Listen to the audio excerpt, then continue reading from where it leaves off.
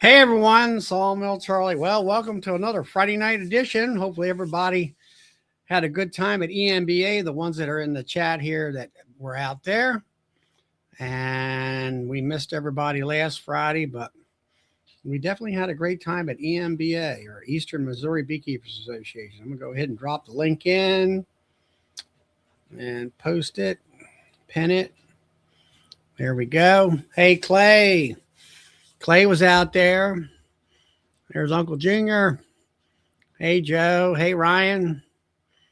We got Sandy from Icy Mountain. Oh, Ryan there. He's been working bees, feeding them up good. Bees are looking good down there in Southern Maryland. There's Dodd. Dodd was out at EMBA, had a good time. There's Brian. Hey, Brian. Brian didn't come out. Missed a big time, Brian.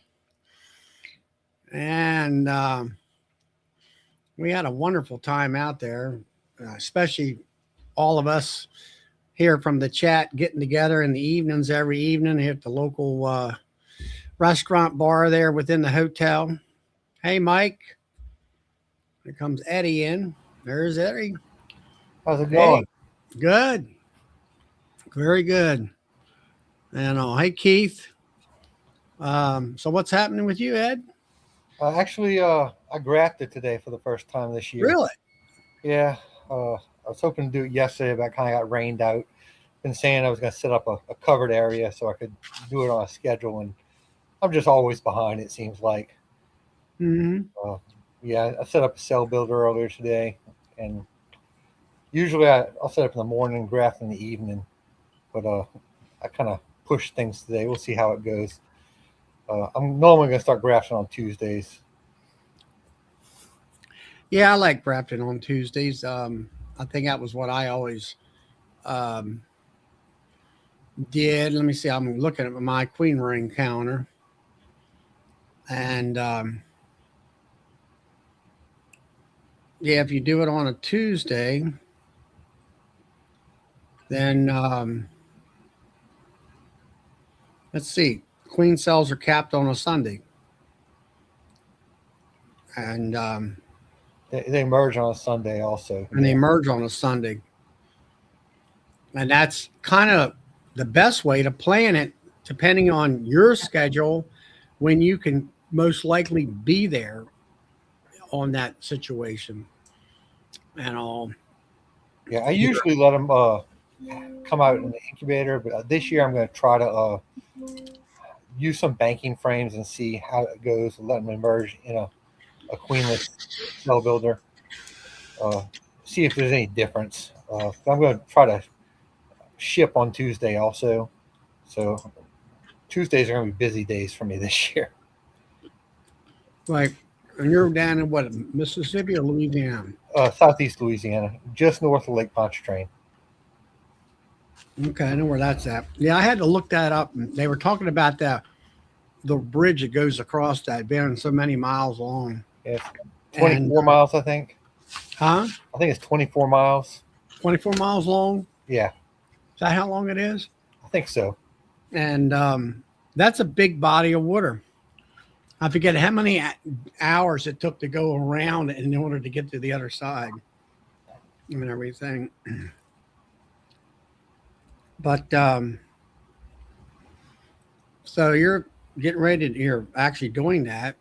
And then what kind of bees are you going to raise? So I'm part of a breeding program at the USDA Bee Lab down here that's run by Dr. Frank Rankovich. And, we're working on this VSH stuff. We do Harbo assays with them each year, and they teach us how to breed better bees, supposedly. Last year I got down to, I only treated about half of my bees. We'll see how it's going. I'm not going treatment free, but I monitor and I only breed from the stuff that tests perfect on the Harbo assay. So far, I've had enough breeders to always just use Harbo 4s. And then right about probably next week, I start culling all of the drone frames from the colonies that I had to treat. But I just don't want those genetics going out into the area, even though they're probably not breeding with my queens. They'll still be breeding with the feral stuff that eventually will get back to me. And I got drone yards set up about a mile out. Not every direction yet, but most directions, full of the right genetics and lots of drones. Yeah. Yeah. I want, yeah, Uncle Junior was like 24-mile bridge. I guess it is. I thought it was a little bit shorter than that, but maybe not. I Hey, think it's Tom 24. and It's not Dinah. real deep. Like Lake Pontchartrain is not very deep. It's like giant puddle. Like a swamp. Yeah. Is it boats pass? I mean, is it like 6 feet deep or something or what? Oh no, I mean it's deeper than that, but it's not super deep. I mean, normally a body of water that big, I think, is a lot deeper. I mean, it's pilings the whole way, and uh, I should know more about it. My father worked on the second bridge uh, when he was in high school. uh, but yeah, it Well, do used to they be have just an one area where bridge. you have an area where you can pull off if you have an emergency or anything like that, or is it Yeah, just? there are crossovers, but Um, back in the day, it was just one bridge and 2 lanes, and they had like 2 turnarounds that looped up underneath it to mhm. turn around. But now I don't know how many every few miles there's a crossover. It's a turnaround. Hmm. Interesting. I'm not a big fan of going to the South Shore. I'm not a huge New Orleans fan. I kind of like the country a lot more. Not much of a city guy. Mhm. Uh, I think I changed as I got older I So get, the less I want to be around a big city. Not that that's New Orleans is that big of a city, but to to me it is. but back to your queens. So you're getting queens from Rankovich Yeah. that are hygienic, and then you're breeding off of them, and then you're doing carbo testing off the daughters to see whether or not they are up to your. Yeah. So the program that I'm in with them is a 5-year program, and they supply us with genetic material, which sells. We're not allowed to sell those or anything. Not that I'd want to, but it's not just taking that stuff. Like they're teaching us how to find it in our bees already. I mean, a lot of the bees already had it. When I started this 3 years ago, when first time we started doing the testing, I had like 6 or 7 of my colonies that didn't have anything to do with the bee lab that already had the traits that tested really well. Um, and one of the things I like about the stuff from the bee lab is they also select for gentleness too, and I'm big on that. I have no tolerance for spicy bees. Mhm. I It's too hot down here and humid, so I very very rarely put a jacket on. I mean, I tore apart colonies today, put cell builders together, shook all kinds of frames of bees in a t-shirt. I'm not gonna say I didn't get stung. I got stung a couple of times, but not lit up. And I just, if a colony it's got a bad attitude, they get marked with an H on the top of the lid. They get a second H, and then the next time I come to them, they get requeened. Uh, I'm fortunate enough to usually have a lot of extra queens, so it's not hard for me to just pinch one and change it out. Mhm. Hmm. How you doing, Bill? I'm doing good. How about you? Good. Looks like you're in a ghostly state there. Yeah, I'm in a ghostly state tonight. My camera is acting up tonight. There, I think it's got a little bit to do with the shirt that I got on. nah, you just adjusted it. Now you seem to be coming in pretty good. Did you get it? Now He you're just out. disappeared. Now you're disappeared. You can Casper the ghost here. Camera does not like me. That better? Yeah, it seems to be. But back into the track after the big vacation. Well, we didn't go to West Virginia. That's right. You were supposed to go to West Virginia. I forgot about that. Yeah, we did not go to West Virginia. So it is what it is, right? Well, not sure whether it would have been worth your while anyway. Yeah, you never know. So that conference in Missouri was pretty good. Yeah, it was. Yeah, yeah. They had good speakers. I mean, you had Brian at Flower Street. He did a great job speaking. He did a beginner side, which I didn't look at, and then he did a, I don't know, you might say intermediate side for like, I don't know, different parts of what he does, like candles and um, flavored honey and things like that. Different aspects of the hive as far as what you can sell and all that kind of thing. And then one of the best things that myself and I know Bill enjoyed was there was at least 20, maybe 25 folks that are here in the chat who were there. And Yeah. at the end, in the evenings, we would go, and that was another thing I didn't really realize is that you're staying in the hotel where the conference is. And I had to get transferred to another room because of other issues of the neighbors. And I got me on this first floor. So I just walk out of my room, go 50 feet. You're at the conference. And then at the end of the conference, there's the hotel, restaurant, bar right there where all of us would sit amongst a bunch of tables and just, have a snack or, some food and some drinks and stuff and just have, a good time of just chatting for a couple hours Yeah. and all. That was a lot of fun. And then Saturday night, after the whole thing was over with, I think Alicia booked Maggie O'Brien's or something like that. It's an Irish pub about, I don't know, half a mile, no, what, quarter mile down the road.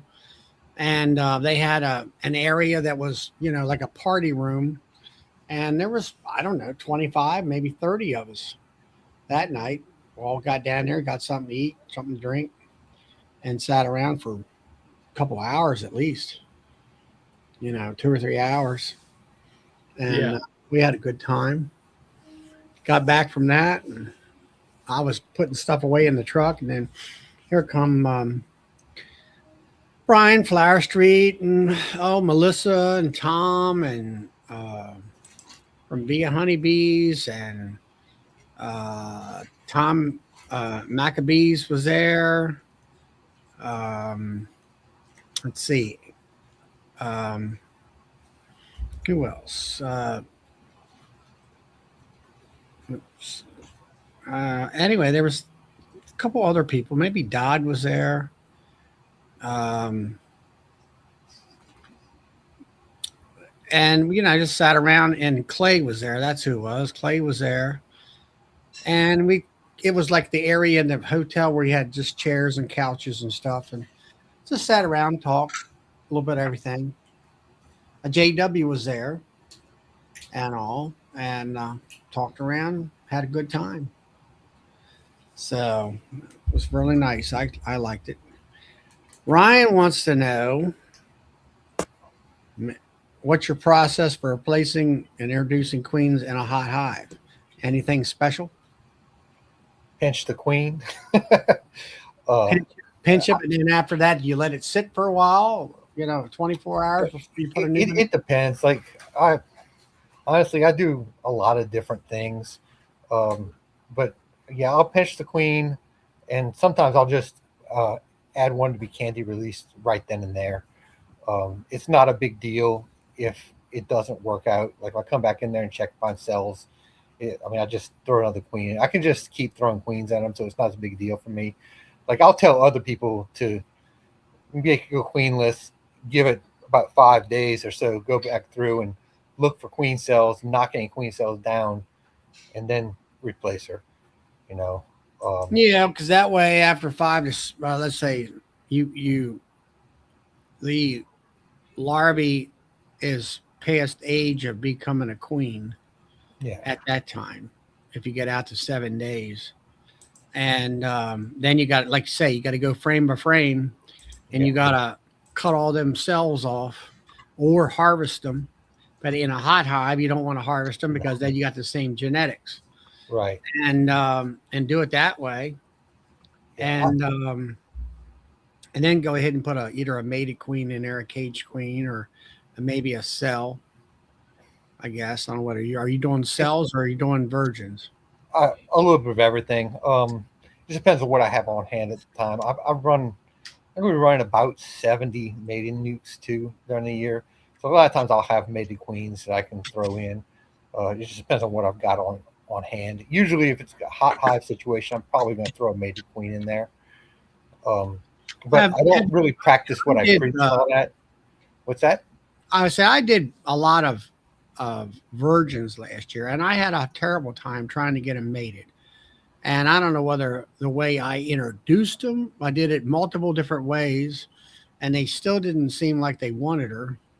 Or maybe, um, maybe I should have waited. They didn't have any cells in there that they were using, as far as, their own queens. I mean, So, I've found that sometimes you'll have a hive that just is stubborn and they don't want to take a queen. And I think last year I had one hive, I threw like 7 or 8 queens at it before I got one to stick. I don't know what the deal was with that. Uh, like I started getting worried they were going to be going laying worker on me because it'd been queenless just so long. Um, and I was about at the point to where I was just going to break it down and redistribute the frames to other stuff and make other little splits and stuff. yeah. Uh, but I do a lot of virgins too. It's just easy, when you have a lot of them on hand. It kind of changes the way you do stuff. Like I tell people to make a split, and like what I suggest is making a small split and moving it off of the original location makes kind of strong, so that you end up with mostly nurse bees in there. All the foragers go back to the original location. And I feel like nurse bees are a lot more accepting of queens. Um, and it's a lot safer to do it that way. And then you can always take that like nuke that you've just made to get the queen accepted, and just add it back into the hive after you pull that other queen. It seems to work. I don't think I've had anybody tell me that didn't work for them. So you're saying if you had a queen on a in a coming out of a like I have two frame mating nukes, so I drop a cell in there, I get a queen, she gets mated, she gets to lay and really go with a lot of brood, and I pull that frame with her on it and plop it in a Well, hive that's been queenless, let's say 6 to 7 days, and you make sure there's no volunteer cells in there, they should more or less accept her. yeah, that's not exactly what I was saying, but that probably would work too. Like I'll tell people to pull a small nuke out of the colony they want to requeen, and put the new queen in that nuke. You still got the other one going at that point in time. Let that get accepted, then go and pinch the other queen once you know that one's accepted, and join that nuke in back into the hive. That seems to work really well. I also don't like to use a queen that hadn't been at least, I think 21 days is my minimum. I really want her to be 21 days before I pull her out of whatever she got mated in. I've read some studies where they talk about. I know some of the pheromones are completely developed, but there are some other ones that are supposedly getting better. For some reason, the acceptance seems to go up, and you get a lot less supersedure. Yeah. Something I did this. I had that one queen that they made a queen. She actually got mated, which was surprising. She started laying brood, and then she needed bee powers. I call lots of bees, so I had combined queenless hives with their bees in with her, and I had heard it, and I never tried it, and I went ahead and tried it where I used 1-to-1 sugar water and some peppermint oil and shook it up and then sprayed everybody to make them all smell the same. And I put paper down and I put those other bees down and sprayed them all, and they all combined quite well, and it worked. I'm just wondering whether if you're trying to requeen something like that, I might try that with just a virgin queen and see if I spray her along with the rest of the hive and everybody smells the same. Maybe they'll accept. I don't. Yeah, I've used sugar syrup with Honeybee Healthy. on a version and walking Yeah. her in. Yeah. And I haven't tried this yet, but a friend of mine, Kent Williams, he tried it. Not the Kentucky. We have a Kent Williams here in Louisiana too that works with me a lot.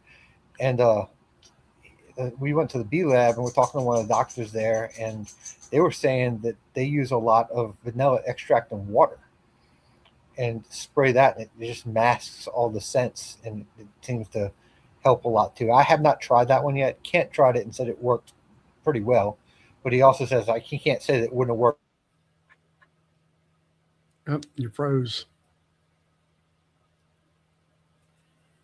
He'll be back, I guess.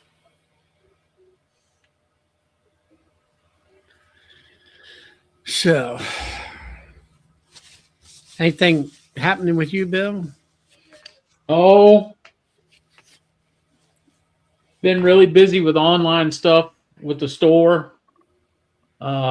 Spring's kind of hitting. Yep, it's hitting. We're seeing maple bloom down here. Oh, really? Yep. Friend of mine that's usually on my chat. He saw blooms over in Middleburg, on the maples, and I was kind of looking at them this morning going away to the store, and I'm seeing maple bloom down here. The cherry tree beside the store, right beside the store, has blooms on it. So Yeah, I was talking to Donna that is in the other chat. She's and there you're back already. Oh yeah, I didn't know what happened there. Everything was just You went, buffering. you went off froze. Anyway, she said that she had seen some maple blooms starting to form. You know, like we had one of them hot days, and then it just kind of it didn't go anywhere with it yet. But yeah, I figure by like you say about the middle. I mean, this is the last week of the month, and I would say by the 15th of next month, if it keeps warm, we're going to get back into the 30s Monday and Tuesday, and then I don't know. We're jumping around weather-wise and all. It was hot here today. Was it? I was soaking wet. Well, it looks like here in March, of course, they're saying, I don't know, this map here is not really for sure, but I'll say the first next week, it'll be let's say the average of 50s. And then after that, it's going to be up into the 60s and 70s and throughout the rest of the month. So I think that things are really going to kick in and all that. So we'll see what happens. yeah. And all. I'm sure y'all are in bee clubs. I guess I know y'all are in bee clubs. Yeah. I have a question. How do y'all raise money for your club, and how do you do it? Dues. Other than the dues, y'all do any kind of fundraising? No, we sell nukes to the people that are in our class. We teach classes. We sell nukes to the people that are in a class. We sell honey because we have a teaching apiary. Oh, okay. So the club actually has an apiary? Mm-hmm. Uh-huh. Yeah, mine has a teaching apiary. I mean, you're talking like 6 hives, something like that. We try to keep it small. And then we also have a grant program for young beekeepers. You got to be 16 years of age. Usually that's within the high school range. And they got to write a paper why they want to become a beekeeper or what interests them. And they, along with a parent's got to be with them. And then we give them a hive and that kind of stuff. And then a lot of times to keep our apiary small, we will take a nuke off of that and we will sell it to them, let's say for $100 instead of $200. And they have, and we give them the setup, the hive setup, but they have to buy the smoker and the other stuff. You kind of have a little bit of skin in the game both ways. Yeah. And then and then we'll have honey. And sometimes the honey, the guy that takes care of the apiary for the club, I think he puts a lot of his honey in in there where we'll go to fairs, our local fairs, county fair, whatever, and sell honey there. You have to kind of get that okayed amongst them. And then we also, what do they call it? Where I put honey in and they get so much money and I get so much money for it. A consignment. It's consignment Yeah. honey. Okay. We'll have, we'll have 4 or 5 different people. Each one of them gives us a dozen bottles or a case or 2 of bottles. And then we will sit there and consign and we will get so much, the club gets so much of the money and they get so much money. But we guarantee them that they're going to get, if we're selling her for $15 a pound, we will give them, let's say, $9 or $10 a pound, something like that. And I'm not sure about the exact numbers. And then we do get some financial donations. We used to get some grant money, which that kind of dried up. We might make a little bit of money on where we go out and get cases of bottles, or a lot of times we have a certain amount of money we'll subsidize their mite treatments for them a little bit. It used to be a lot of grant money there that did that for us. We still kind of do. We get maybe knock 10% off of their mite treatments, but then you got to figure in, well, they don't have to pay taxes because we're a 501c3. So it's somewhere between the grants and taxes and us getting the stuff for them on a bulk discount. Maybe they might get 30% off if you kind of add it all together. Okay. Yeah, I got roped into being the vice president of this club, and the president has been wanting to make changes and start bringing in, like, figure out where to raise money so we can actually pay speakers to come in and talk. You got to do somebody that. come a ways away, but I feel like we should at least pay their, like, a hotel or something for them, and probably. We have speaker. Of course, we're in an area where there are some speakers will come in and they're close by. They might be from another club that have an expertise about something. And then we have a lot of the folks that are long far away. Then we Zoom them in. And then, if they're a college student, sometimes the colleges, you can't give them money because it's it depends on where they're at, type of thing. Yeah.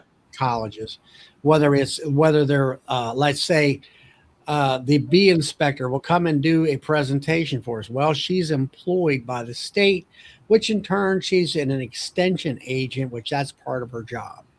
So, you can give to her inspector's fund or something like that if you want to, which what we do as a club anyway. And then here lately, we've been doing raffles where, I don't know whether it's a 50-50 raffle or what it was. We started that last year to see whether that would work. And, it's kind of like you go to these raffles where they'll draw it 6 months from now. And then, whether or not you win, type of thing. Okay. One of those types of raffle. Then you have to, when you do something like that, then you got to have permit to do all that with. And then we get, sometimes our club members, one of them might pass away or they quit and say, here's all this gear. I'm going to donate it to the club. Well, we're looking at it and like, that ain't much. We don't really need any of that. Well, so let's let's sell it, raffle it off, make some money that way, Okay. Type of thing like that. And does your club have any kind of equipment that they loan out, like extractors and stuff like that? Yeah, we have. Yep. We got 2 of them. We got 2 extractors along with uncapping tanks and a hot knife and a sieve. And how big are these clubs? Ours is probably a couple hundred people, I guess. Okay. So Yeah, ours is we've got about 100 people on the rolls, and at any given meeting you might have 20 people there.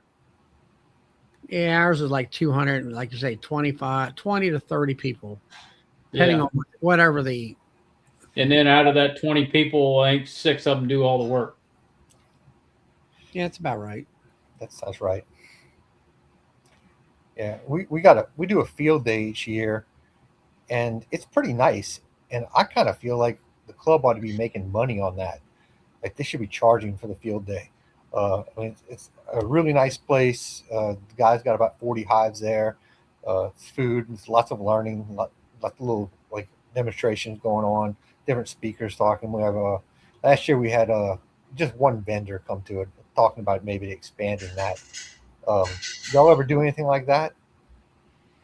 No, we never No, haven't got. That sounds more like almost like a little mini conference. It is, but I mean, there wouldn't. I mean, we have maybe 50 people at it. You know, it's not that big. Would they spend $10 to come to it? I think they would. So our dues are $10 a year, Well, which I right think there's the first problem. is crazy cheap. You know, Yeah, our dues I think are 25. The yeah, ours average, is 20.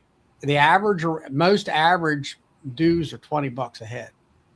okay, yeah. And So it's you got to $10 a remember family, this. too. You got to remember this. You're going to have some people in this club that if you have that little event, they're going to say, well, this is what I pay my dues for. And they're not going to want to pay anything. They're going to want the club to subsidize everything. Yeah, and We ran into that with the state of Virginia. Yeah, we don't charge for the event if you're a member, but you have to be a member. But I mean, all somebody's got, if not a member, just pay $10 to come to the event, you know. But I really feel like that we could charge for it and get some money for the club. Say we'd like to be able to pay speakers to come in, and I mean, we Well, do first have thing I would do is it's like we have our, like you say, the general expenses, and that kind of the dues sort of cover that, and you need to be jacking your dues are way too low, way Yeah. too low. And I would Yeah. go up. I would go up 15. I'd go to $15 in a heartbeat. Yeah, I'd probably go to 20. I don't think if they would jump it, if you double it, they would kind of scream. So if you went up $5 and then another $5 in a couple more years or whatever, you know. But here's another little bit of insight for you. If you're going to pay speakers, I can tell you now, most speakers, they're scheduled at least 2 years out. Unless you get like a state apiarist or somebody like that from a local college to come in and speak. Most of them are scheduled 2 years out. And a honorarium, which is usually around $200 for your better speakers. They're not even going to start their vehicle for that. So you're looking at, for a good speaker, at least $1,000. Oof. Yeah, that's probably not going to happen. Yeah. So that's why you charge admission. That's why you have vendors there and you charge them for booth space. Even starting out, you need to start with, 4 or 5 vendors and, local speakers, like a couple local master beekeepers that are on the same page with the club. And then a couple years later, add some more vendors and better your speakers. And then every couple of years, you increase the size of it, and you better your speakers. The better speakers you have, the more people you'll attract. Yeah, and we're wanting to get more speakers just on the monthly meetings here and there, And we've gotten people to come, and we've had people drive a few hours to come, and then they're footing their own bill for the hotel and stuff, and we kind of like to be able to cover that kind of stuff, No, you should be paying their bill for their hotel, and you also, an average speaker that zooms in for us can be anywhere, depending on the level of them, anywhere from $150 to $250. That's for a Zoom meeting. That's just for a Zoom meeting. If they show up in person, they might be a little bit more than that, depending on what the in-person speaker is. A lot of our in-person speakers are from other clubs that might be a master beekeeper. Yeah. And they then might you have do the honorarium thing. But typically extension agents, any employee of the state, like we get Dr. Wilson every now and then, we can't pay him. We make a donation to the university. Right. Um, That's like our inspector here. Same thing. Yeah, they can't accept payment, but they will accept a donation to their department or to the university. And how big of donations do you generally make? 150 to $200. Okay. Whatever you would pay in an honorarium for having them come speak. Okay. But when you get into people coming overnight, stuff like that, that's when you're going to have to get into to per diem, hotel rooms, transportation if they need it, that kind of stuff. And I agree with Mark's statement. Bee wisdom ain't cheap. And Well, he's you right. do have, and then Odell here. I mean, you do have a constitution bylaws, right? And elected officers. Yeah. I don't Yeah. know what all of them are. Aren't they? I would be reading your bylaws extensively. I've never even seen them. Like I didn't ask to be in this. They kind of pushed me into it. I would ask for them and read them and know them forwards and backwards. And the thing of it is they are elected officers, correct? Yeah.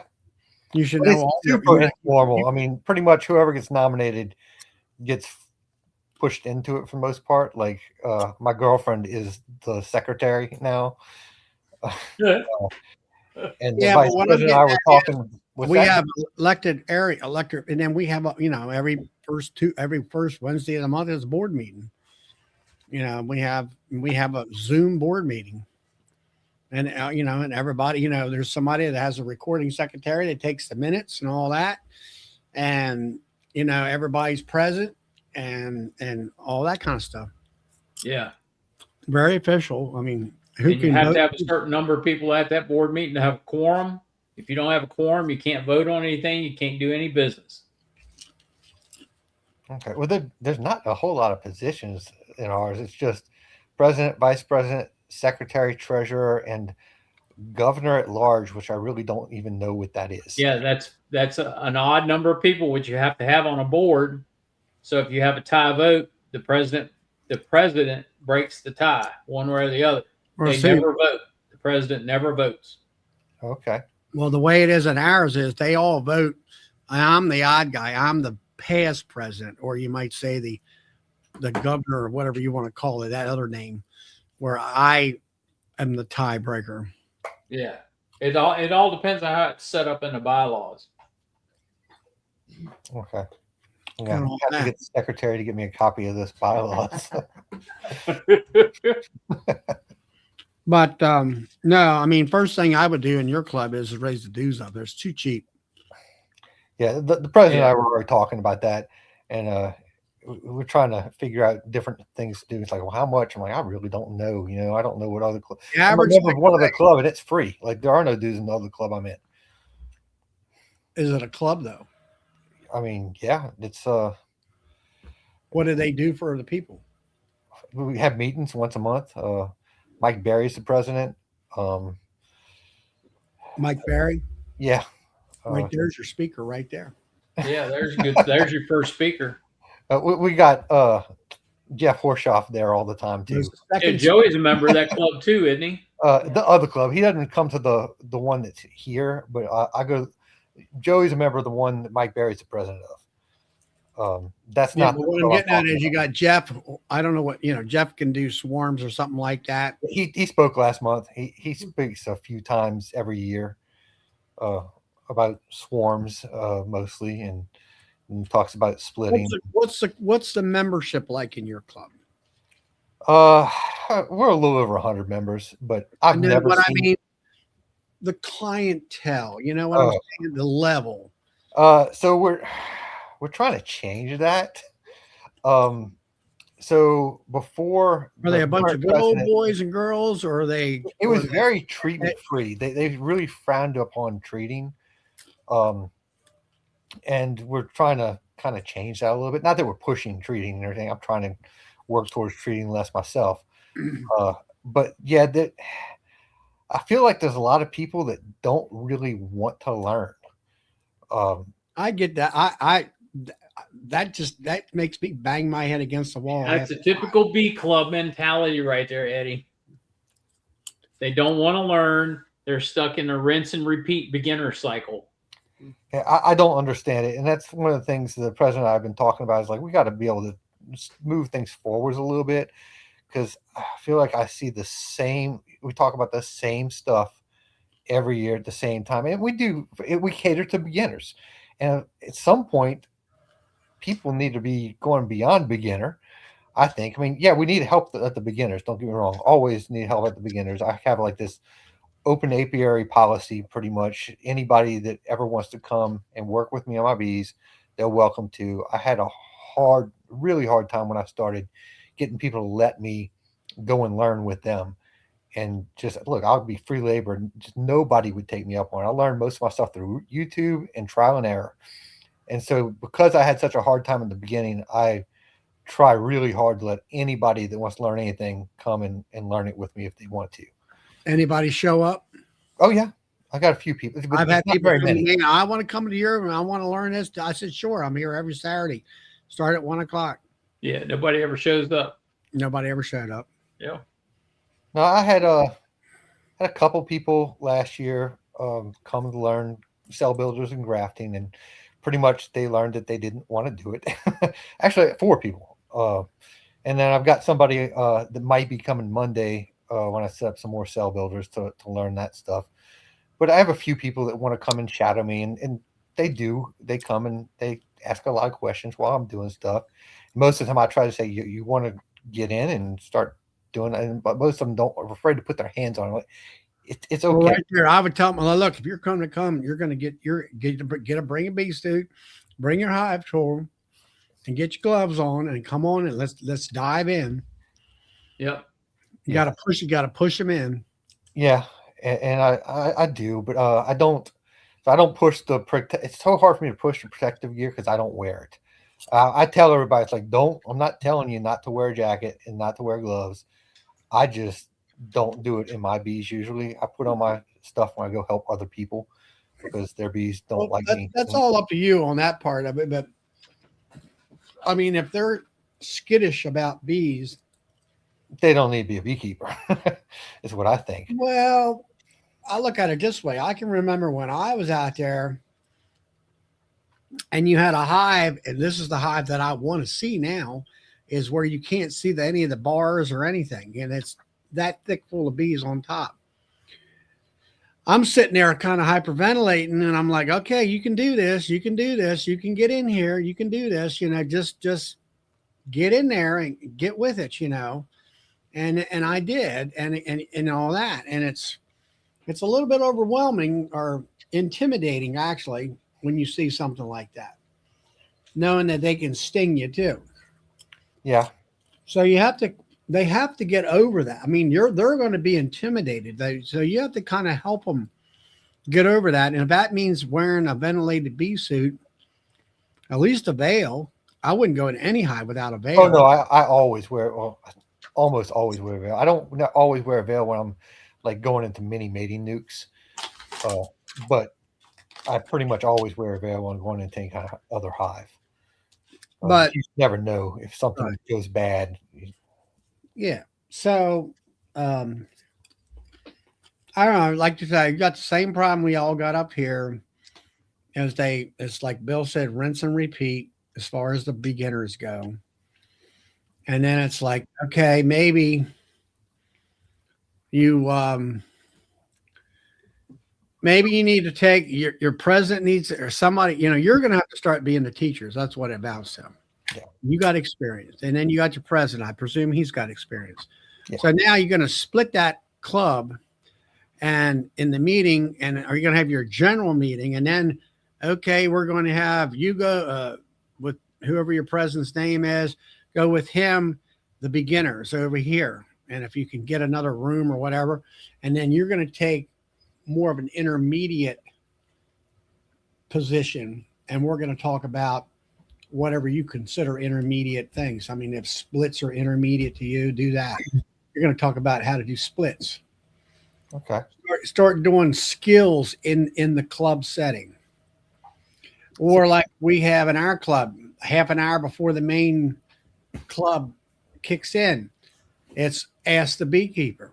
It's the new person coming in. I got this question and this question and that question, and try to, hopefully there'll be a few of them to show up and ask pertinent questions in what they're doing in their hive, their questions about their bees. Yeah, we talked about having it start an hour earlier for beginners if they wanted to, and they did it once, and they had a good bit of people show up actually. There you go. And I kind of think that that's a good idea. What's the hour earlier? 7 o'clock or 6 o'clock or what? 6 o'clock. We usually start at 7 at that one. So After the first hour, what did they do? All pack up and leave? no, everybody stayed. It kept Well, going. what did you talk after the beginner thing? I mean, I wasn't part of the board at that point in time. I don't really remember what was. That was a while That back. sounded like to me, if you only got one room, then you have the first hours for beginners and the second hours for, let's say, intermediate classes. So now you got the beginners sitting there and they're listening to what the intermediates are talking about. And I'm like, I'm interested in that. That sounds interesting. It's going to be how you make a split, how to make a nuke. And it's like, you present it, hey, stop buying bees. This is how you make bees so you don't have to buy bees. Yep. And they're like, oh, they're all ears on that because it's about money. Yep. Saving money and do that kind of stuff and do intermediate type of skill sets. And that'll suck the beginners out of the beginners class into that medium, intermediate. Some of them, at least. I think there's some people who just don't want to progress. We've got people that have been beekeepers 10 plus years, and they're still first year beekeepers. They're still first year beekeepers. I mean, yeah, rinse and repeat. I've met people, and that's just the way they are, and you kind of know who they are, and you just ain't nothing you can do about it. I feel like it's the majority, though, unfortunately. It is what it is. Now, as you go along and you start offering to teach, you might have a simple splits class in the beginning. And then you do maybe, a dipping day. People will get somebody to come in and dip hives for you on a Saturday. Dip box. Now that's a moneymaker right there. Yeah, that's a moneymaker. Then you're going to dip boxes. Then you offer beginners class. Then once you get the beginners class done, then you start teaching things that are a little bit more advanced than the beginners class. And these people that say they don't want to learn, their ears will perk up and they'll start coming to these classes to figure out or gain a nugget or two or listen to what you have to say. And that's kind of the cycle that's going on here right now. So yeah, it takes time, but if you keep talking about it, the more you talk about doing that, and the more you talk about having the intermediate classes, so to speak, the more you'll pique interest. Now, there will be some that will say, I don't need to do that. I've been doing it for 30 years. That way it's worked for 30 years. I'm going to keep on doing it. That's fine. That's on them, not you. But you got to offer it because there are people out there like sponges that want to learn. Oh, yeah. We do have a couple. I've got somebody that might be coming with me on Monday, and she is like, she wants to absorb everything. She came with me to do mite washes right after I first met her, and then she wanted to take the mites and go home and dissect them on her microscope. Like, oh, okay. Hi, Todd. Hey, Eddie, how you doing? Hey, Bill. Hey, Charlie. How you doing, Todd? I think I'm trying to catch a cold. Really? I just started this afternoon, so we'll see what happens. You changed your picture. Yeah. I took that picture last spring, I think it was. That's my finger she's on, too. What I like is, you can't see it in the picture, but her little fingers. You can really zoom in on her little fingers or whatever you want to call them. Phalanges. Yeah. But yeah. So did she sting you after you took the picture? Nope. She landed on my hand and had a rest and then took off. So I was right in the middle of my hive, so I'm sure she found her box and went back home. Yeah. Yep. Well, I tell you what, I've gotten 5 swarm calls today so far. It started right after lunch, and I am not looking forward to that time of year. it was 76 today, 78 yesterday, 80 tomorrow, 75 on Sunday. It's spring is springing.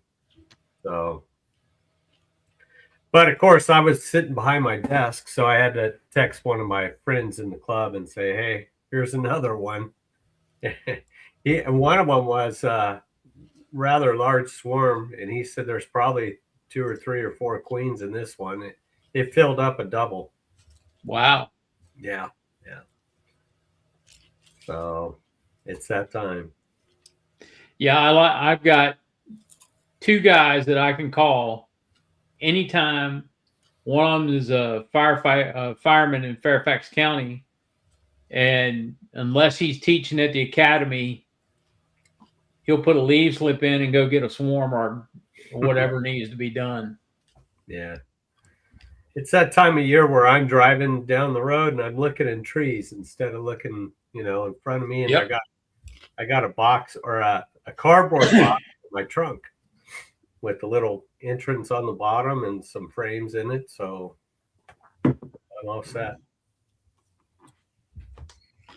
Yeah, I I think already I'm lost gonna. one this year. I couldn't believe it. I'd gone through everything in all my yard. I had 4 hives I didn't get to, and it was 2 in 1 yard. This is the last time I'd been there.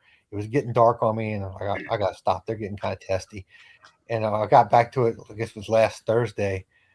I was like, oh, I don't have any notes on those 2. And the first one, it looked like a freaking cell builder when I opened it up. Oh, those are in good shape. And the next one, it was just okay population.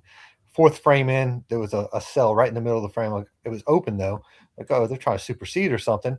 Next frame, 6 cap swarm cells. I couldn't find any eggs anywhere. Oh, I can't believe I lost one already. Mm. But I only had 4 hives out of 100 that I hadn't gone through, and one of those.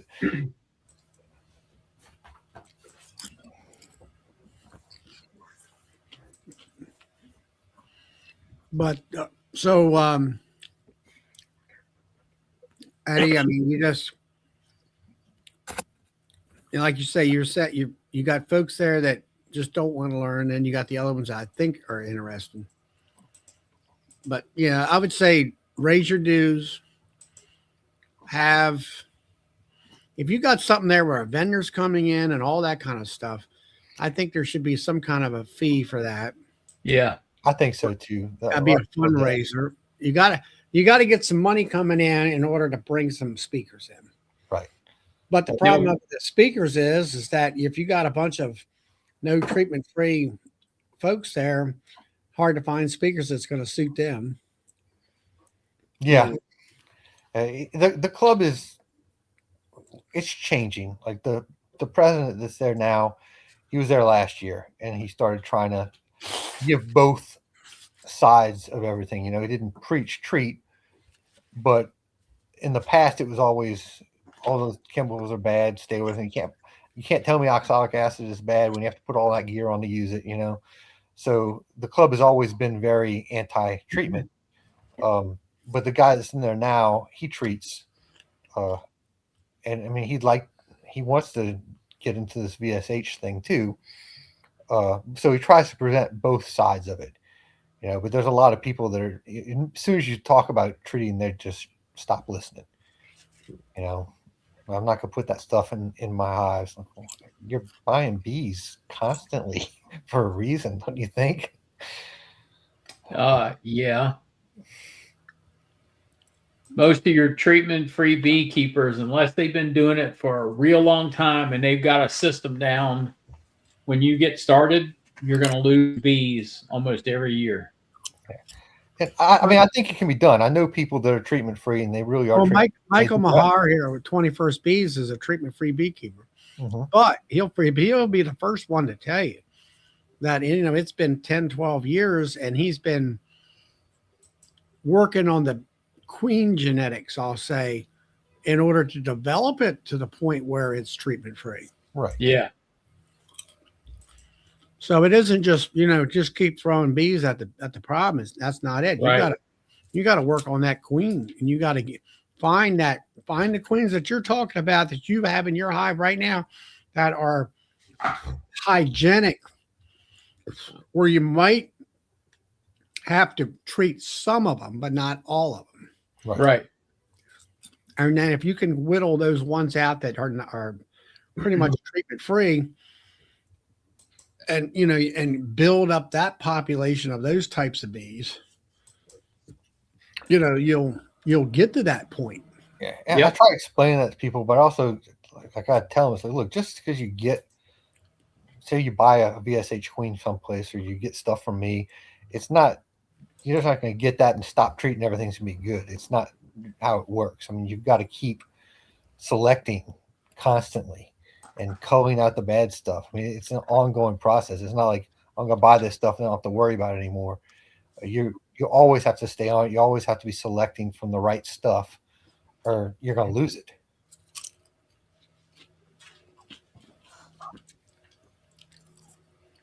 Yeah. So, what have you been doing, Todd, other than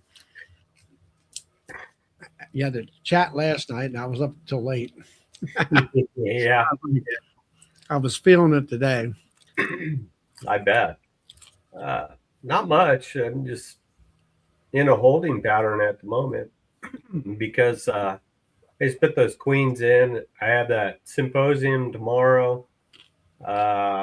Sunday I'll go out and put some more supers on. Shake them down. Make sure I'll shake any that are left that are triples. I'll shake them down into doubles and then put queen excluder and a couple of supers on them, and that's all I could do right now. So you're supering up for the honey flow. Which isn't going to start until April.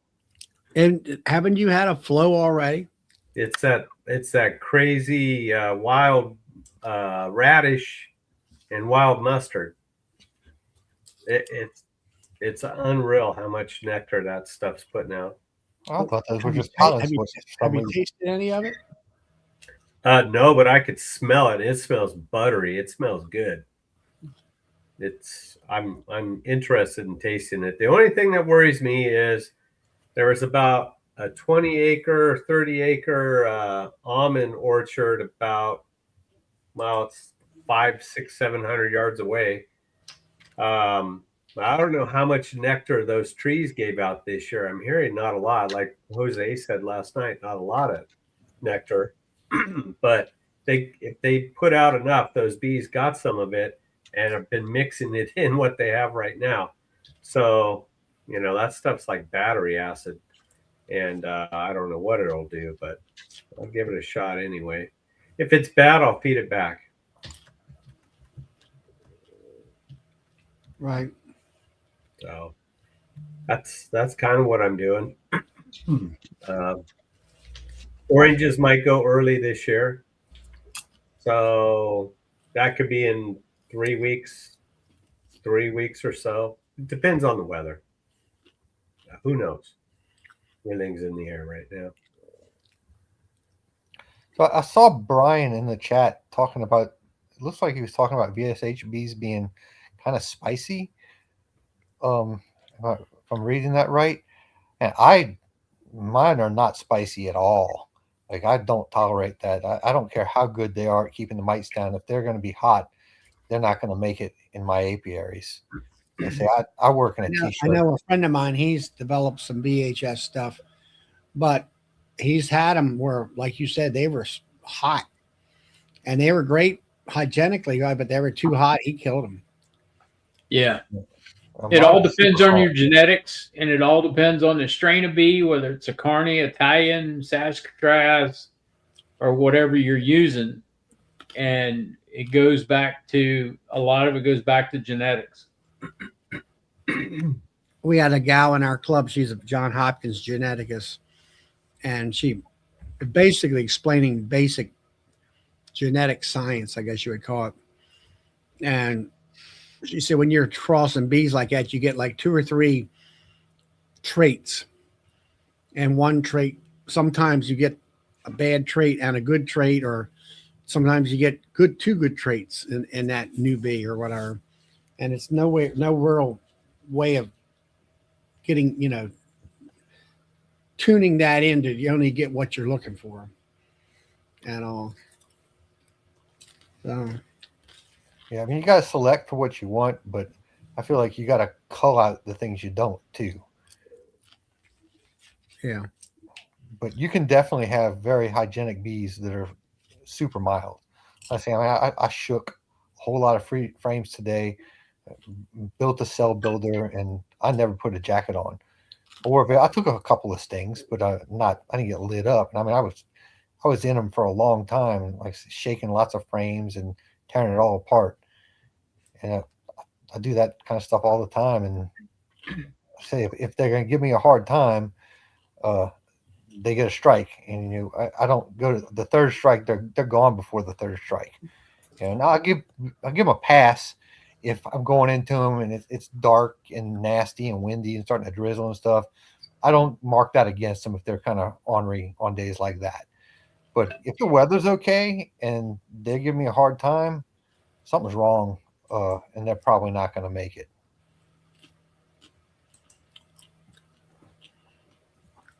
I see where Brian Flower Street, he fed some patties today.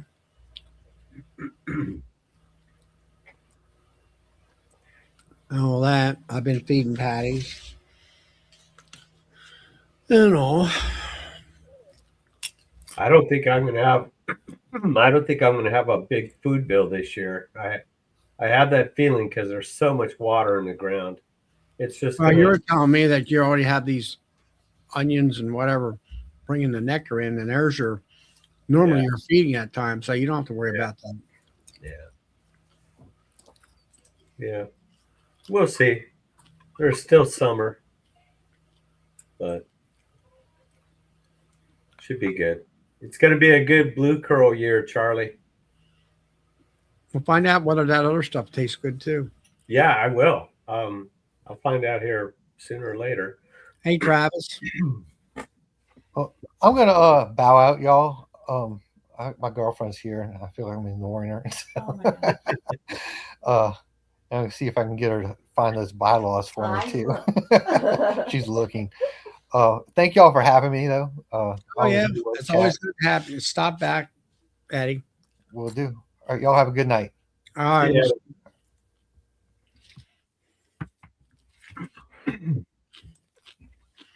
Yeah, I mean that honey sound like to me interesting taste, I guess, to it. If you taste it. It's got a nice smell to it. I know that. So I'll wait here a couple weeks. I've already, you know what? What was it? I had Monday off, and then I Got sick. I got sick on Tuesday, and now here it come back to bite me, But there were full frames of nectar in there already. I mean, full. So they're on to something. And it's fresh because it really poured down into the hive. It was like I held my thumb under a hose and sprayed them down real quick. I mean, that's how much nectar was coming out of the frames. So, yeah, we'll see. Uncle Junior there, he says he tried bourbon honey and that's not his favorite. Tastes like chemicals. Well, Uncle Junior, that's because you live in New Jersey, home of the chemical factories.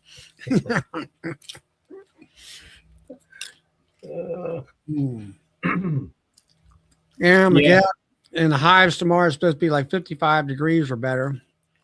It's supposed to be 67 here tomorrow.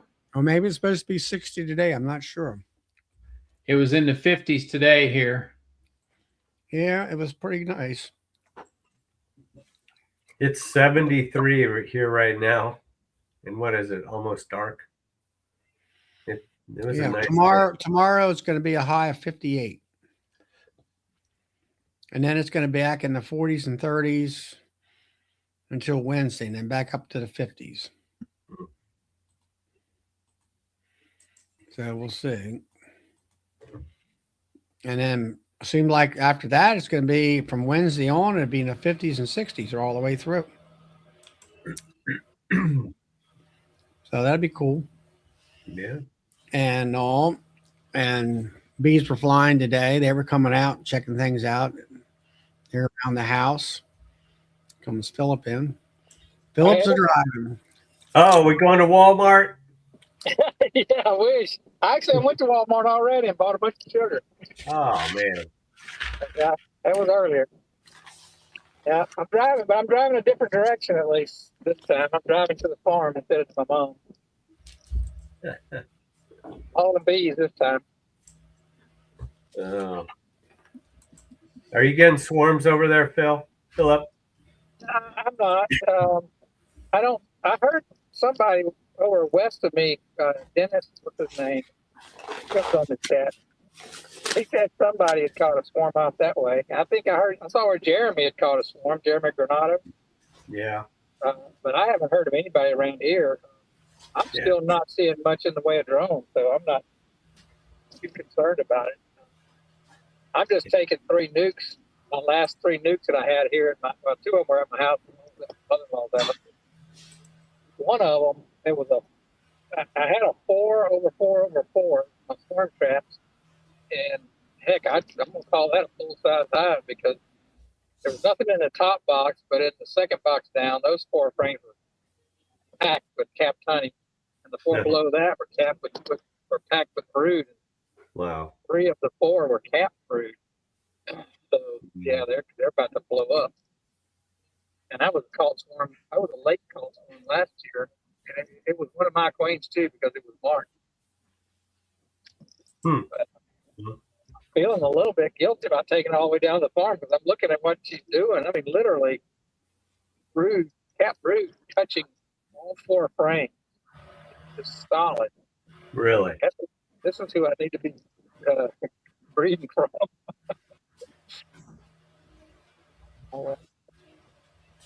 But anyway, yeah, I've also got 19 boxes of supers with frames, and I'm going to try to put those on and bring up some brood and try to get the bees to draw some comb. I'm going to feed them and see if I can get them to draw comb over the next 2 or 3 weeks. That's what I'm doing right now. I put in a bunch of wax foundation because they're bringing in the nectar. So why not try, right? Yeah, I'm going to feed mine. They may be bringing in a little, but it's not much. The hen bits finally started blooming around here. That's about all. We got a few dandelion, but it's warm. It was 81 today. I was chuckling when you guys were talking about 50, 58. I was like, man, it's going to be 83 tomorrow down at the farm. It's going to be too hot, actually. So, but yeah, I'm planning on working bees all day tomorrow, all day Sunday, and going into Monday if I need to. I got to get through about 38 hives. Pretty good manipulation on them. So while you stepped away, Charlie, Doug mentioned to me that what did he say? If your wild mustard is like ours, it's closely related to canola. Expect same results. So really? I'm going to have to watch that because I had no idea about that. Yeah, I don't know. So it might granulate quick on me. And then Odell said that happened to him. So I think canola honey would be great for cream honey. Yeah. Because it's got a real mild taste to it. If I think that's what Doug uses for creamed honey, his base at least. Yeah, I started the creamer today. Running another batch of creamed honey. Yeah, I tasted Ian's at the hobby, and to me, it was just kind of, I won't say bland, but it definitely wasn't sharp or distinct or anything to it. So I think adding some kind of a flavoring or powdering would be perfect for that. Charlie, didn't you get a hold of Brad's creamed honey, or was it just a regular honey? It's just regular honey. Oh Yeah, man, taste some of that. That's good. Honey. Brad's creamed honey is really nice. It's really good. It didn't last long here. Hey, Tom. Yeah, I got his regular honey that he sells.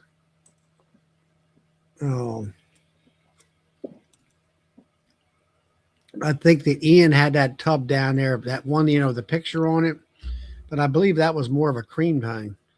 I think it was naturally crystallized. Huh. I didn't even go over there. I didn't want to walk around the honey bar. I wanted to walk around inside more. So next year I'll do it. Yeah, I didn't go around the honey bar that much either. Hey, Ann.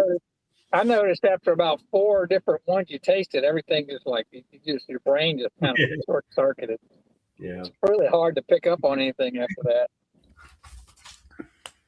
I don't know how the honey judges do it. Yeah, no kidding. That's a lot of honey in one day for a person to eat. Yeah. Yeah, it is. Gosh. What's that? Like everybody else, I tasted the lanternfly honey. That was kind of weird. That was crazy stuff right there. That's not something I'm gonna just eat just because. I bet that stuff would make a very interesting creamed honey. Somebody gave me a jar. But it's about a half. Might have been Tom. I have to go back and look, but somebody gave me a jar of it. And I also got a jar of hives goldenrod, which I thought was really good. Mm-hmm. Yep. Paul's honey was good. Charlie, did you get some of Big Mike's honey? Mm-hmm. Holy moly, that stuff is sweet, isn't it? Yeah. It's kind of real. It's kind of running in it. It's kind of real thin. It's thin, but man, it's good. I like it. I got a jar of pot honey from Big Mike. It's good. I'll tell you what, though. The number. Okay, so Charlie's honey is up here. Okay, but the next best thing that I had was right here, and that was Phil Kent's honey. That stuff was really good, and it tasted. It tasted almost like Charlie's honey. I even asked him. I said, "Was that black locust honey?" And he said, "No." And now I can't remember what he said it was. I thought that's what it was. It tasted like black locust, but he said it was something else. All right, we got a question from Judd here. Oh, you know what it was? I bet it was basswood. I think that's what I was going to say. I think it. Well, look, I'll find out because he texted me. Yeah, Judd wants to know. He's got what is it? Package of bees? Yeah, package of bees. I would put them in a 5-frame myself. Yeah. They always do better. They build up quicker that way. He's up and stack of 5 on top of that too, right, Charlie? Yep. On top of that. Now, if he don't have any drawn wax, that's definitely. Yeah, you let them build up the bottom 5, and then you put another 5 on top. You're right, Philip. Basswood. And when you get that done, put another 5 on top. That's what I do. Yeah. And if you got like I say, if you're problem with wax, put the foundation in there and put some 1-to-1 on there, and they'll draw that wax right out. They will. And they'll do it efficiently. Yep. And Travis wants to know you're going to go to West Virginia, and I can say no. Right? No, I'm not going to West Virginia.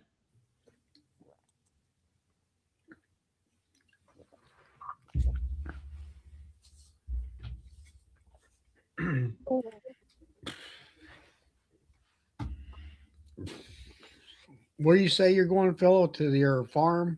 Yeah, but I live north of Dallas, so I got to make it through. And here I've waited so late because I was waiting for one of those houses was pretty heavy, so I wanted to know what to help me carry it.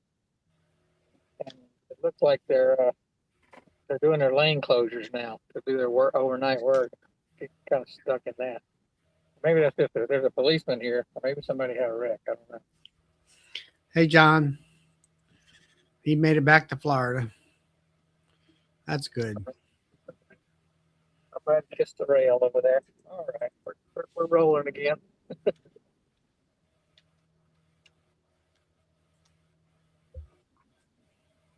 yeah, I've got to drive through Dallas, which I could always be dicey.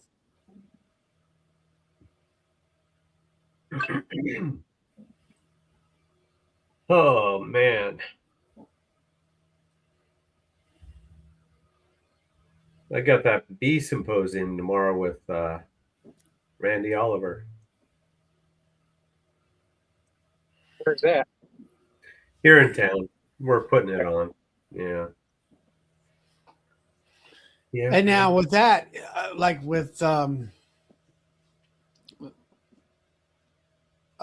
you charge for that? Yeah. So gosh, I don't even know what the flyer said. It's $50. We were thinking about raising it up to 75, but for right now, we'll probably do 75 next year. But we have 4 speakers and 5 talks. Randy's doing 2, but we're doing $50 a ticket. Right now, I want to say there were 78 bought. And then we always have a bunch of walk-ins. So there's going to be at least, hopefully at least 100, probably more than that. Last year there was I believe it was 120 people were there last year, and it's in the data warehouse. It's in the back behind the store, and so they let us hold it there. So it works out good.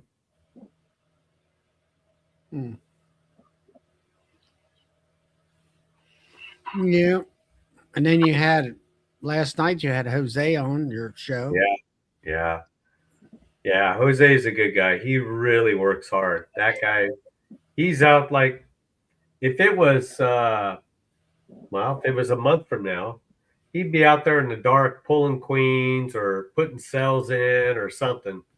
I keep telling him, I said, man, you're crazy. There's rattlesnakes running around there.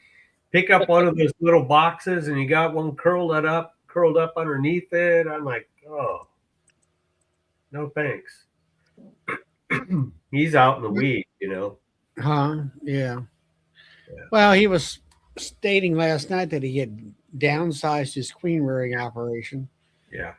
And then I didn't know it, but he does. Well, I knew he put bees in the almonds, but he also chases the bloom with honey.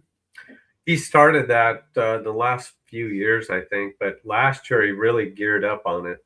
As far as what I know. Yeah, from what I gather, he's actually going out there with the bees. He'll go up to Wyoming, yeah. Yeah. He's also a broker too, isn't he, for other people? Yeah, he does that. He's got his hands in a little of everything over here. That's what you got to do to make it. Yeah, that's right. You got to make a buck. You got to do what you got to do. But he's busy all the time. He doesn't stay up in Wyoming during the whole flow. He'll go up there for, I think, 2, 3, 4 weeks. He'll go up there when it's when he's got to pull supers, and he's got a group of people or guys up there that help him, and then they extract it, and he brings it back down, or brings it back down, and extracts it here. But I think he does it up there. You have a portable extractor or something there? What's that? Did they have a portable extractor, maybe? No, I think he uses remember last night he was talking about that operation that sold this year. Mm-hmm. I think he ran a deal with that guy to use his extraction line, but I don't know what he's going to do this year. I'm sure he already has it lined up, but I mean, he was loaded down with honey last year, and he's doing a lot of farmers markets up in Northern California now. He's got a big, huge, setup. It's not like a one table booth. He's got several tables and several products. So, Well, he's what doing. was the reason the other guy actually quit? Was it just old age or what? I think, yeah, and I think it was a case of, like in farming, the kids don't want to do it, and I think that's what happened. I'm not 100% sure. I haven't talked to him about that, but it's something like that. Yeah, Uncle Junior Jose is what is it? The California beekeeper. California beekeeper, yeah. He's Queen a breeder? queen. Or we met him as a queen breeder, and he had, came into Nobby that one year, a couple years ago, and stuff like that. And used to do a lot of YouTube, but Yeah. that's kind of been by the wayside because of his. I keep begging him, because when he first started, he did like 30-minute videos or 40-minute. He could really geek out in one of his videos for a half an hour, and it was awesome. But he doesn't do that anymore. And I keep begging him. I said, man, just do a 30-minute, throw one in there for 30 minutes for me or something. And people want to see this, it's great stuff. But you know what happened? I don't know if I should talk about it. I mean, he was pretty open about it. What's that? I think the way the deal was supposed to work, I think he was supposed to do the content. I think his wife was going to do the editing, and I don't think she really got into the editing. Yeah. Can't blame her for that. Yeah. Yeah. And he doesn't have time to edit. Sure. No, he doesn't. Well, that's why I said he cut back on the queen rearing because of a family obligation. Yeah. Want to be more with the family or so. That kind of thing.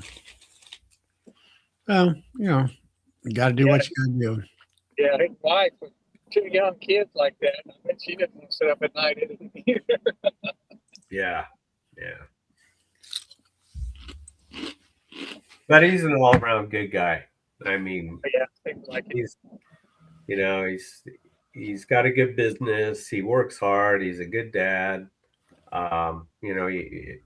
You could call him anytime. Not anytime, but you could call him, and probably 95% of the time you could get a hold of him and talk to him. If not, when he's not got his hands in something, he'll give you a call back. So he's really always been good.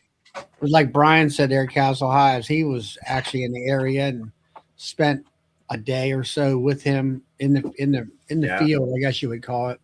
Yeah. And I think pulling queen. And most of the time, he was out there really pulling queens, or he was putting hives in almonds. Yeah. And stuff like that. Yeah. Yeah, he goes. He just goes. He didn't get a lot of sleep this time of year. Let's put it that way. Yeah, I don't know. I don't think I could become a commercial beekeeper. There's a lot to do. Well, a lot of nighttime work and all kinds of stuff. Yeah, I'll tell you, the only thing I don't like about nighttime work is those bees are creepy, crawly little critters.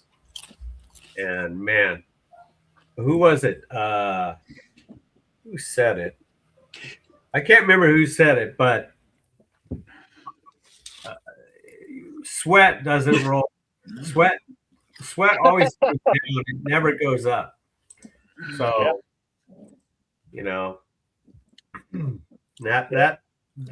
that goes for both day and night.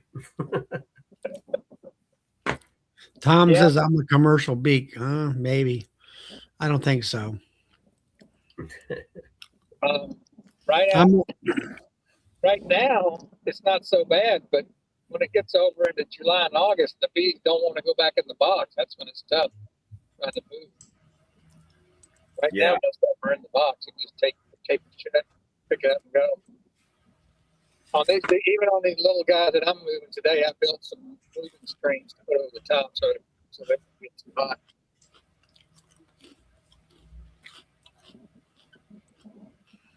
That's another thing I'm using my double screen boards for is for moving screens. Just take those, flip them upside down, and stick them on top, strap them down. They work good for that. Yeah. Keep the bees from overheating. Now,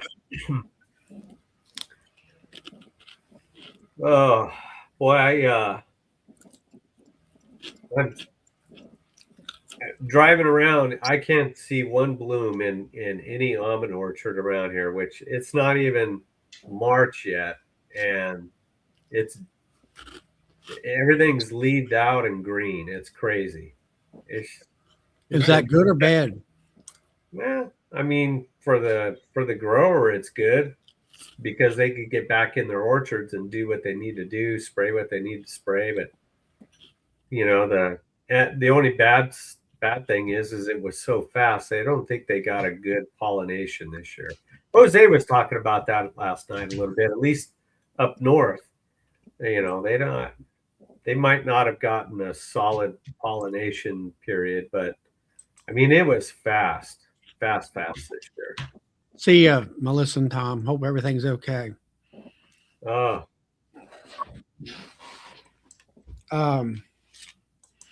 So that the pollination is already over with now. oh yeah.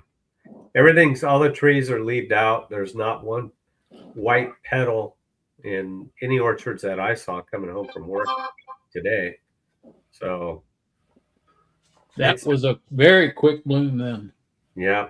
Now that's what they mean when they say flash bloom. It went like a flash. Yeah. I guess Will and Robert's bees will be coming home pretty soon then. Yep, sounds like it. And they should be okay. Like I said earlier, there wasn't a ton of almond nectar, but you know, they still get that good almond pollen. That almond pollen is really beneficial to bees. But they didn't get a ton of nectar to really start building up and getting super strong. I'm sure they'll be fine when he gets his bees back. They should be in decent shape. But it was just not a normal year. So. Well, I know Will talked about getting them back and Mm-hmm. then he's got 40 hives. Let's say he gets back and he wants to split them and keep those hives in for the pollination thing and Yeah. grow them and that kind of thing. Yeah. Yeah. If it works out. Yeah. Yeah. It's all got to work out. It's all got to come together. Well, I mean, money wise, I mean, you know, you send them out there and you didn't really make much money. It ain't no sense in doing it. Yep. You know, I wonder because Jose said it happened a lot up there where he was at the brokers didn't get around to do a bunch of grading. So I don't know what kind of grading happened down here. I'm wondering if his bees even got looked at, you know? So I forgot to ask Jose about that. I mean, because they have a contract with the grower. Like you say, hey, I want, or the grower says, hey, I want, 6 frames of bees. And then when they get graded, that's when, everything's marked down. But if they don't get looked at, what do you do? Is a farmer or, the grower just pay the contract or? I guess so. Or a clause or something. I'm not sure about that. Yeah, I'd say that unless there's some kind of agreed upon percentage. Brian, I usually put supers on in 4 weeks. I'm putting supers on. I already have supers on. I've got several boxes already on that have nectar in them. So I'm putting more on this weekend. I'll tell you what, though, just generally across the country, from what I've been seeing, it sure is different right now than it was this time last year. Mm-hmm. Last year, everybody was complaining about losing everything. Yeah. This year, it seems like everybody has an excess. Yeah, we're in a moderate drought here. So This is the first time in a long time California hasn't been in a drought this point of the year, which kind of sounds funny, but it's, you know, we don't usually get the majority of our rain happens in January, February, March, and we already surpassed our average before the end of the year. So Yeah. we're playing on house money now, and it's good. Your bees were way ahead of where they were last year. I said it. I think about a month ago. I said I think they're 3 weeks ahead of schedule, and that's kind of pretty much what they are right now. You had some pretty good losses last year too, didn't you? Yes, sir. I did. Yeah, I lost almost everything. Right, year to year. I was watching Phil the Bee Man's video, and he's going to sell some bees. He's got so many that made it through winter. Well, he lost some help too. His son Yeah. went over to Ireland or someplace. Oh wow, I haven't watched that video yet. I bet I was following that guy out. He was in Florida. He moved to Tennessee. Walk in the woods. That guy. Oh yeah. And he sent a whole lot more bees to this year. He sent 3 trucks instead of 2. And then his bees, just in general, from just watching the videos, were way ahead of where they were last year. Yeah, it's crazy. Mother Nature is a mad scientist. That's all I gotta say about that. Yeah. Somebody, I think it might have been Bob Benny last year, was saying that every 10 or 15 years, there's always a big bee die off. It's just like a cycle. Yeah. So maybe that had the bee die off and all the healthy ones come through. Well, you figure last year it was cold in the spring. Bill had to take and push back his queen rearing classes and stuff like that. And, Yeah. And then we've had a couple other years like that. It's like it was like hotter than all get out in like February, and then it was cold as ice in April. And everything is kind of delayed. And I'm looking at this calendar here for my area, and it looks like to me that once we get past like the first week in March, everything's going to really heat up. And I think your things might, it's going to build quick and that kind of something that I noticed is I guess it was the 14th. It was the week before EMBA, and I had probably put pollen patties on right at the 1st of April or 1st of February, and they never hardly touched them until I got back and I checked them this past Wednesday. So from about 14th of February on is when the bees started kicking in and started eating them all up by the time I got back from EMBA. So that's telling me that they're brooding up.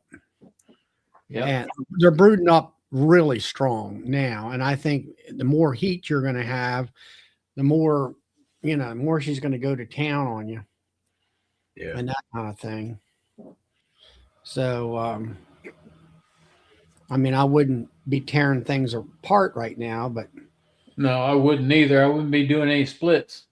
no, I wouldn't do any splits at all. But things are, kind of reading the signs that, hey, they're using more pollen patties and things of that nature. It's kind of an indicator of what's going on in the hive without actually seeing it. So, I think you could do splits if you had made it clean.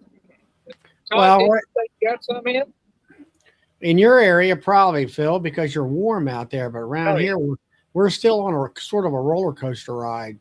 I know Brian up at Castle Hives area up in Ohio, he's talking snow up there this weekend.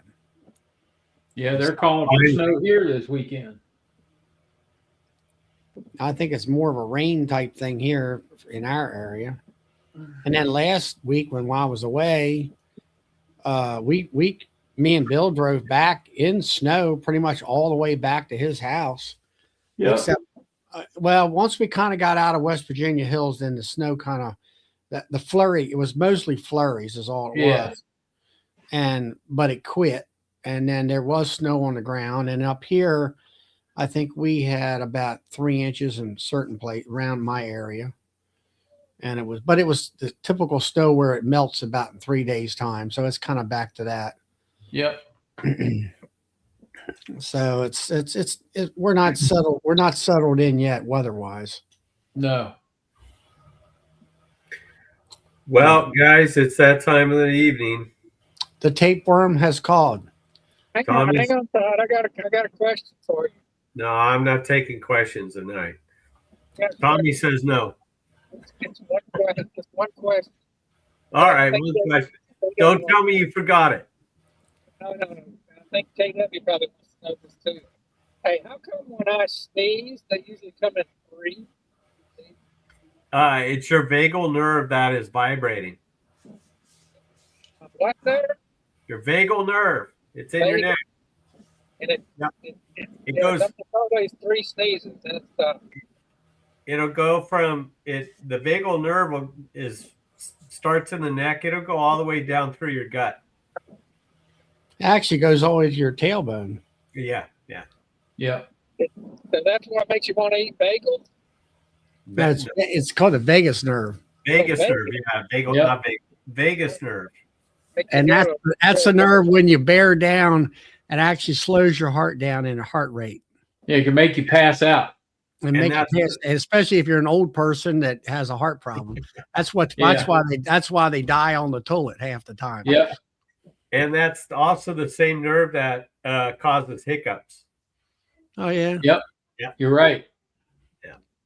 All right, you're off the hook. I was going to ask you about your queen you got from Hawaii, but you better go cook. I'll get you on that. No, I can answer that real quick. I won't look at them until Sunday evening, and even then, I won't do anything with them. Maybe sometime.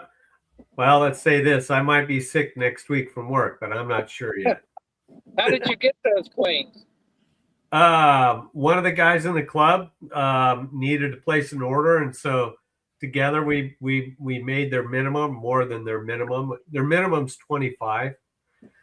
So, this time of year it's 25. I think the end of March you could go buy one if you wanted. I think I'm not sure. Really?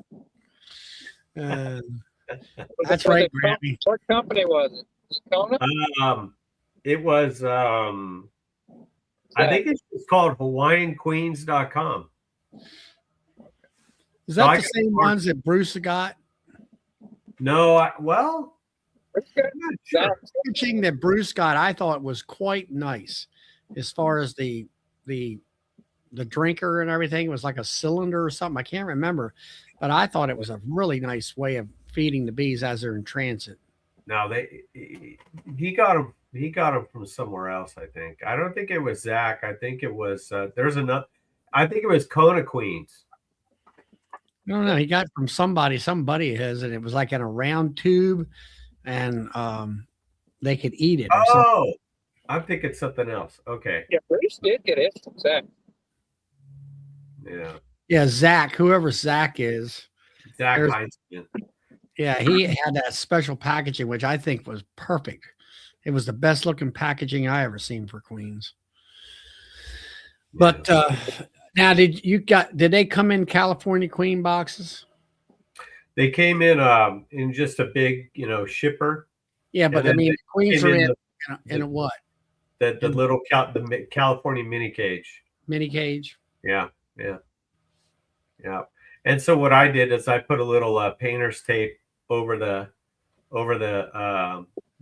candy, and I poked a hole in it and then threw them in there. So yeah. Did you see what Tom said? Yeah.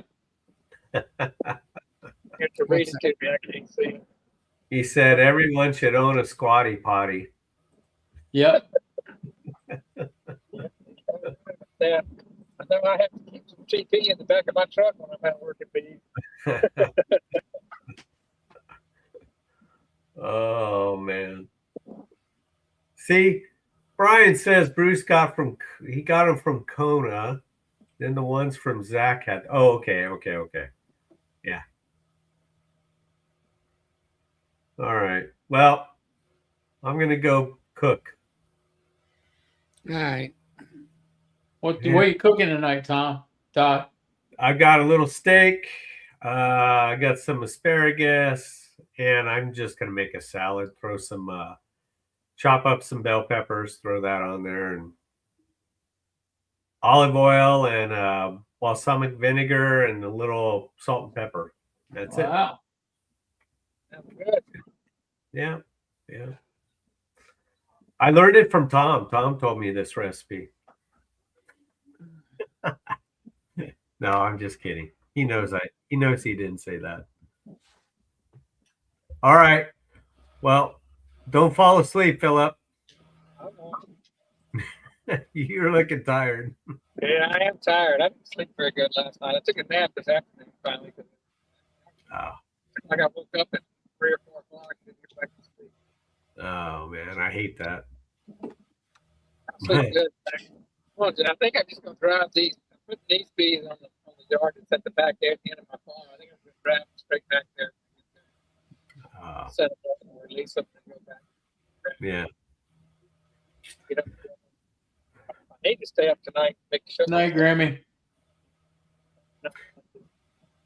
Well, I'm gonna get. So I'll talk to you guys later on, I guess.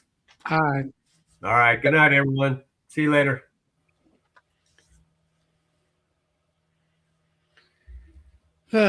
Anyway. I know Cayman's on tonight. Where is he at tonight? Same. He's on his own channel tonight. Hmm.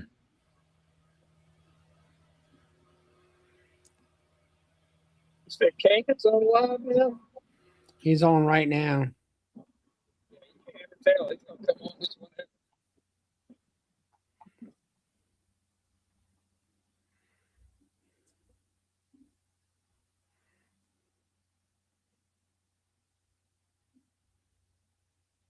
I made it through Dallas, so I should be pretty easy to control him now.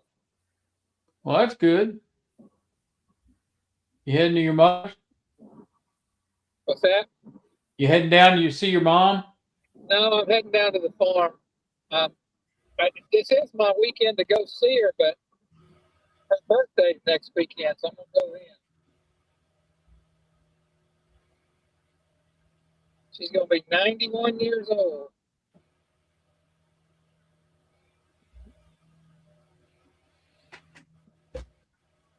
That's a long time. It is a long time.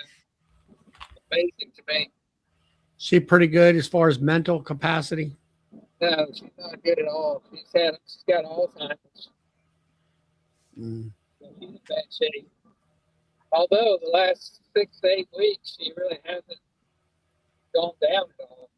But yeah, she can't walk. She can't say very many words. She's got full time. She's got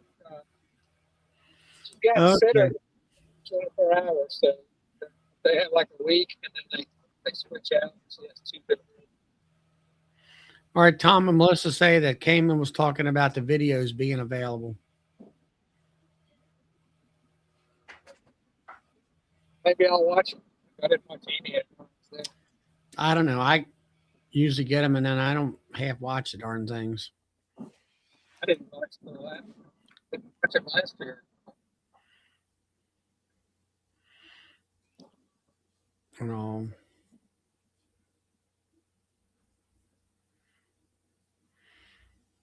Yeah, in the past, the videos that have that been released down there, you find out who the speaker is, and you go back to his YouTube channel and search the YouTube channel, and you'll find it. Mm-hmm.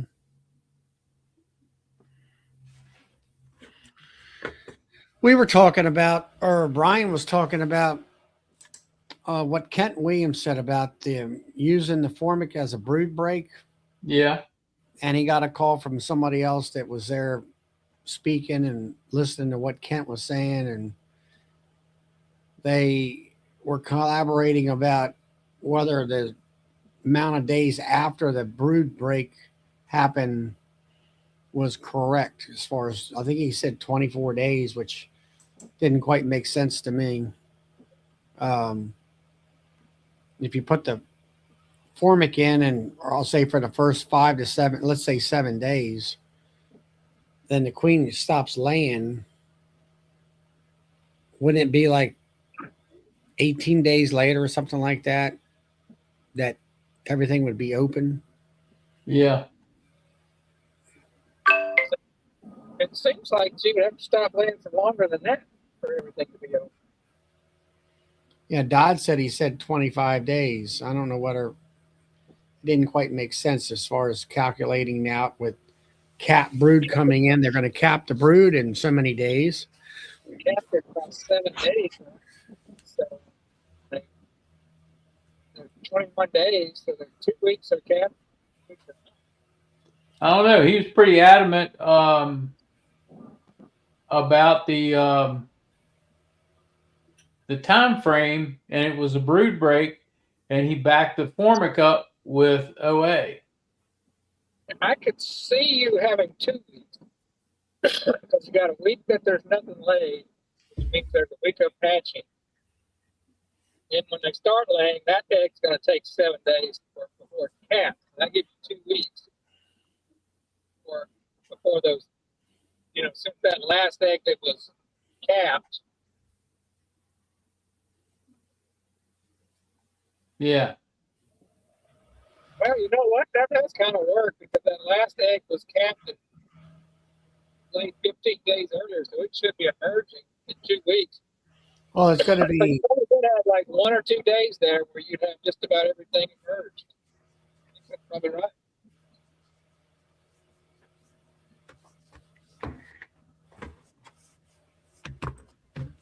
yeah, I don't know. I would have to visually look at the calendar on that. Tom's saying you're waiting for everything to emerge and then hit them before they start capping the new brood again. Yeah. I think it might be I think, I don't know this, I've never used it, but I got a feeling it might kill all the open. Well, my question, yeah, and Tom, Melissa, maybe you can help me out on this. And me and Bill were talking about this coming home. Kent was talking about the virals, or viruses, I call them, where they go into the gut of the bee. And he was saying about thymol helping to kill the viruses. Now, is that the viruses on the outside of the bee with, let's say, Apricot having thymol in it? Or is that where you would have feed with thymol in it and it would go into the gut of the bee to help kill the viruses in there? I don't know which way I didn't get the clarification on that. Outside. That's what I thought he meant too, Tom, but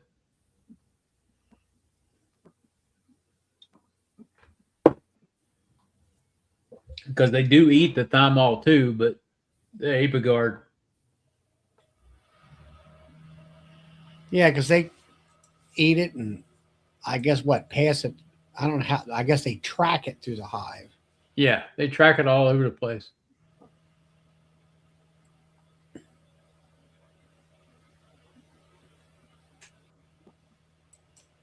And all that.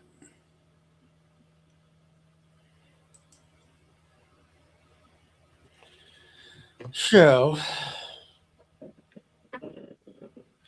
anybody else want to come into the thing? We're getting pretty close to 10 o'clock.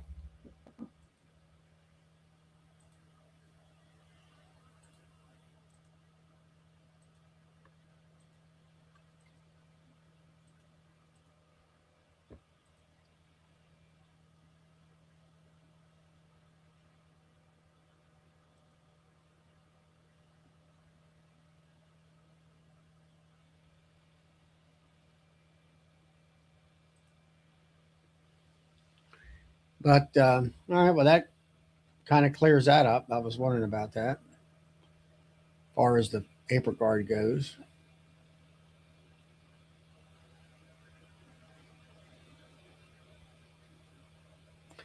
So I guess that was some of the things that actually Kent didn't really explain clear enough, is that 25 days should catch most of the drone brood as hatched.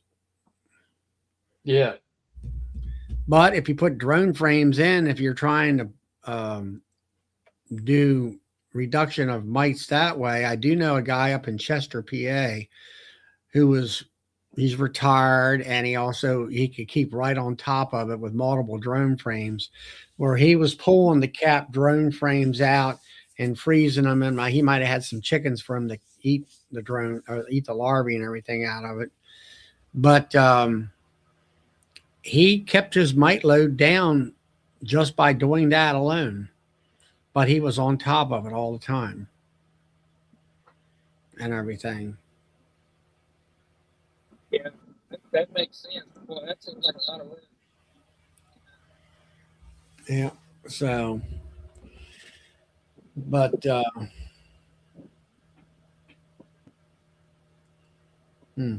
you miss one, think about how many mites you just released.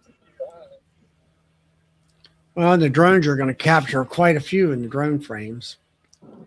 Yeah, that's what I'm saying. And I know my bees, I got medium drone frames in 2 boxes, which is kind of like a deep, and they love them. She'll lay them up with drones solid.